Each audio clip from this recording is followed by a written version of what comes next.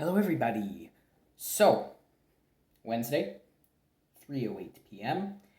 and the washer person came by from Consumers Energy because we have a plan. I was kind of hoping it would be fixed today. Well, let me put it this way. The first thing he said when he walked into our laundry room was, "Oh yeah, that's a real old unit." So basically he did a little fiddling with it with the timer and all that, and he basically said it could either be the timer motor or the lid switch. Well, he decided, let's order both. So he ordered both. He went because here's the thing.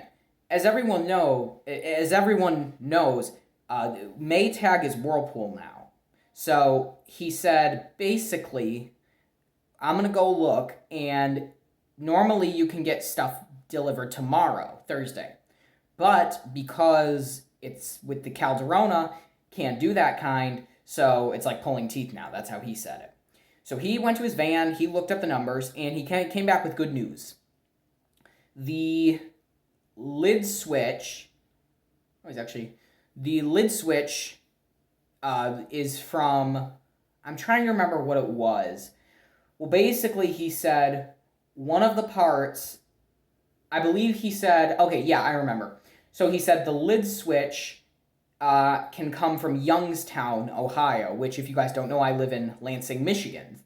So he said that will come probably tomorrow. He put an order in from Youngstown, Ohio.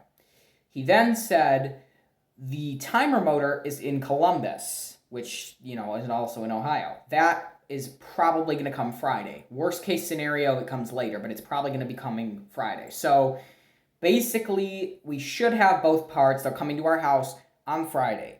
Well, the thing is, we can do late appointments and such.